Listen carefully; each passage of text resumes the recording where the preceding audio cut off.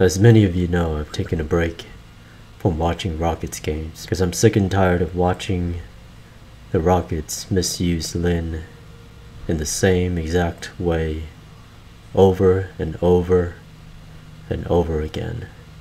The way I approach being a Jeremy Lin fan is that I see it as a marathon, not a sprint. I'm in this for the long haul, and I think Jeremy's going to be with a lot of different teams, a lot of different players, a lot of different coaches before it's all said and done. And I see his career more in terms of the next 5 years or so. I don't really see the point of getting burnt out and complaining about the same thing over and over and over again. So I think it's healthy to just take a break and step away a little bit. But I did want to talk about one of the things that really makes watching Rockets games really hard. The way I sort of see it is that Jeremy Lin has become McHale's glorified ball boy. In some of my other videos, for example the one that's entitled Kevin McHale is just a Jeremy Lin doubter, I talked about how he really doesn't appreciate the point guard position. Although he does talk in his interviews about the importance of attacking, I just feel like those are kind of just words, because if he really did feel strongly about that, then he would be playing Jeremy Lin the right way, because Jeremy Lin is the ultimate attack point guard.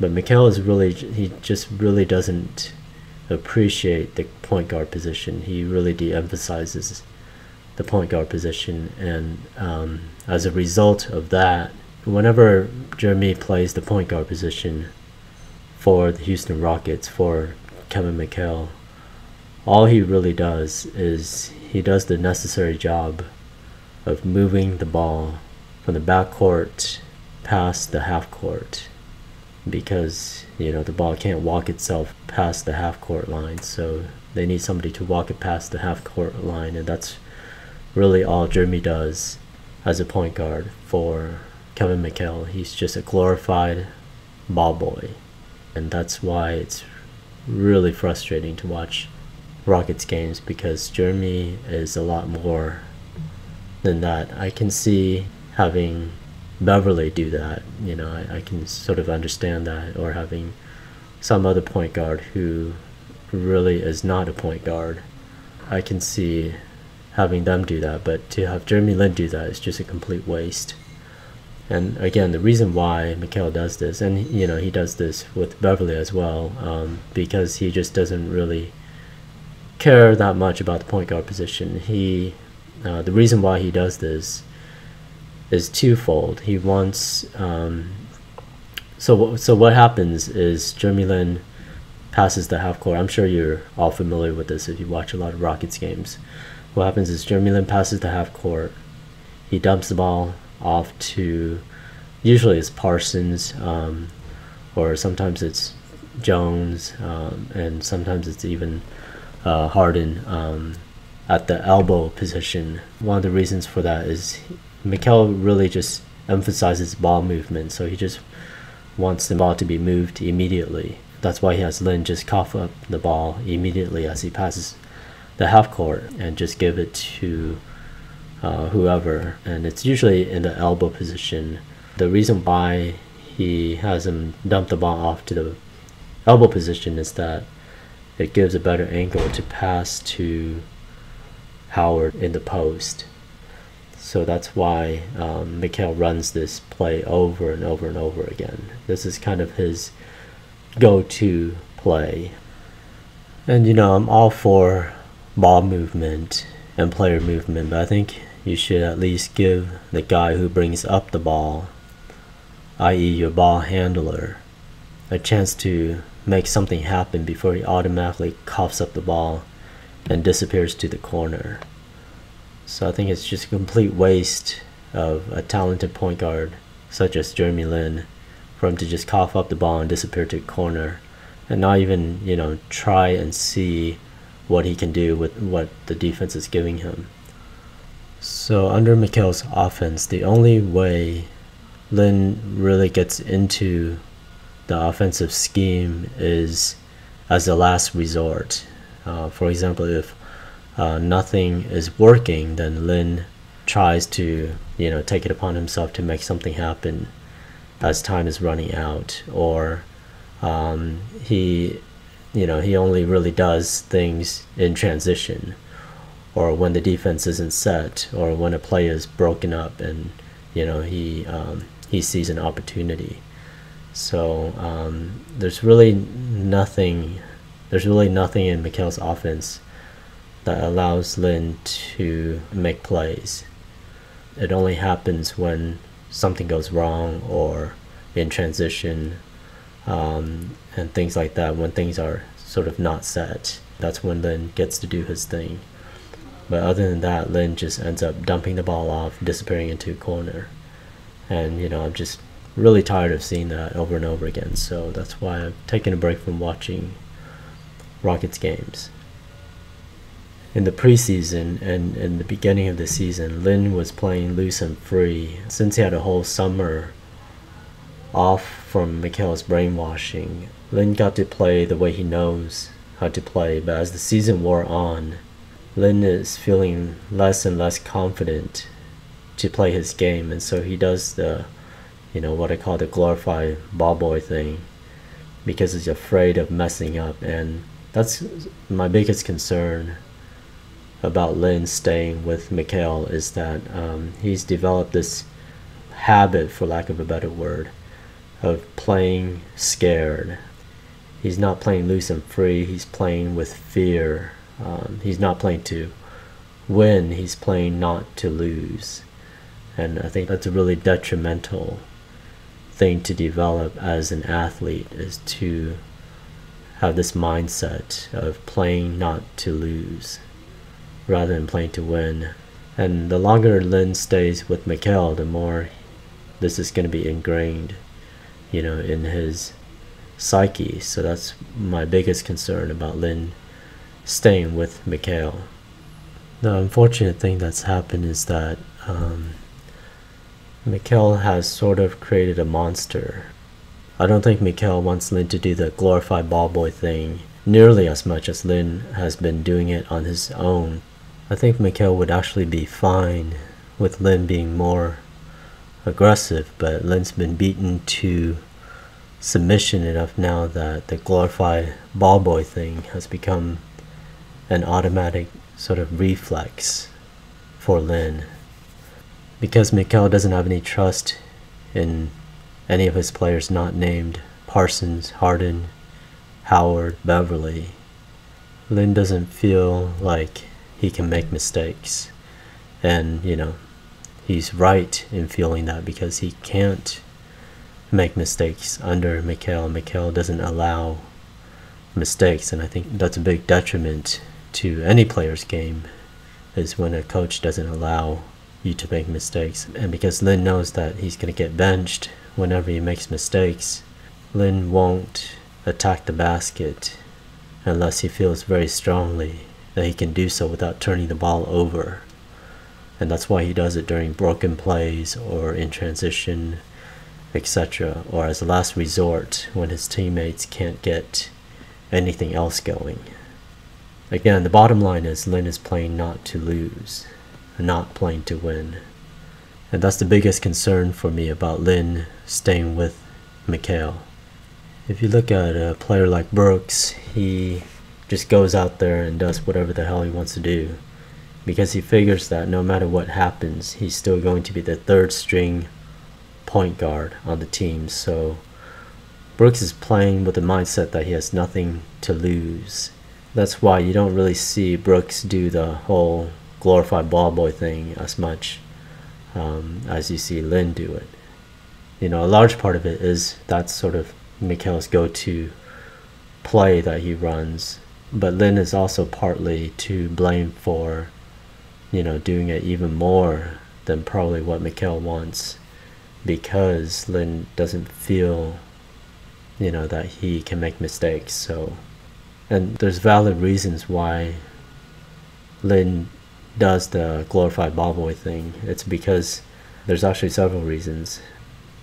In McHale's offense, Lin hardly gets any pick and rolls. He actually got a lot more earlier in the season, and he's beginning to get less and less and less as the season wears on.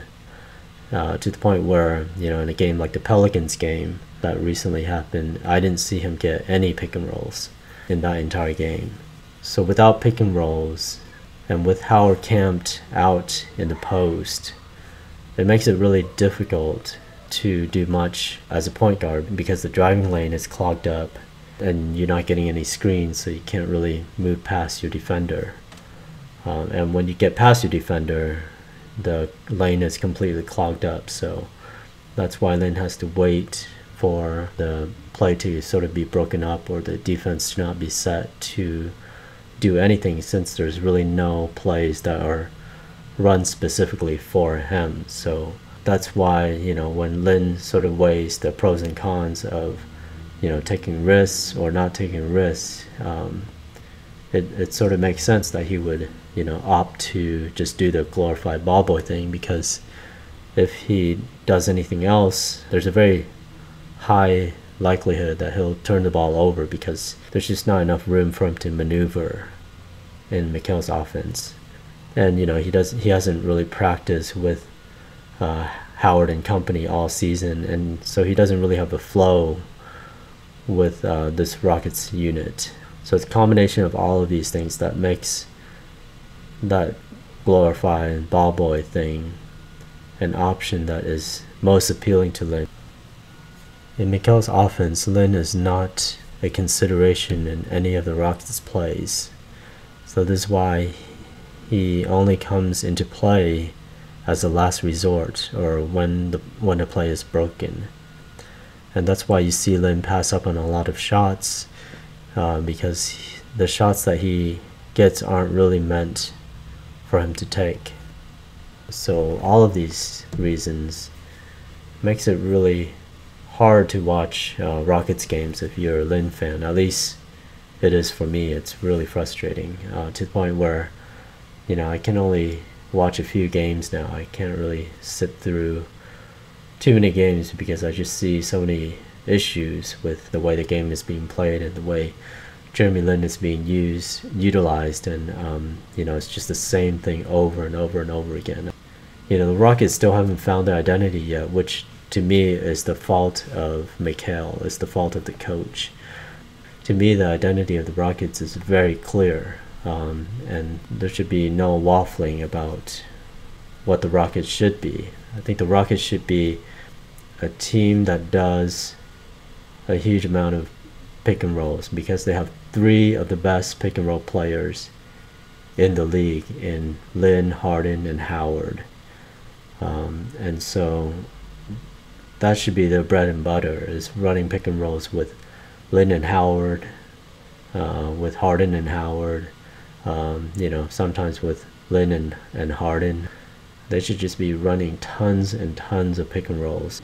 It can be really difficult for the defense to defend because, sometimes Lin would be running pick and rolls, sometimes Harden would be running pick and rolls. That should be their main offensive strategy. And then you add to that post-ups with Dwight Howard. And, that should be the identity of Rockets. And I don't know why they haven't figured this out yet. I actually do know why. It's because of the whole McHale-Lin dynamics that I've discussed in that video, Kevin McHale is a Jeremy Lin doubter, which I'll post in the description. It's because McHale doesn't get Lin's game, or doesn't want to get Lin's game, that he doesn't recognize that Lin is a great pick and roll player, and should be incorporated into the offense of the Rockets in a big way. He doesn't respect Lin's game at all, so that's why he hasn't come to this obvious conclusion that the Rockets should have this type of identity for their offense.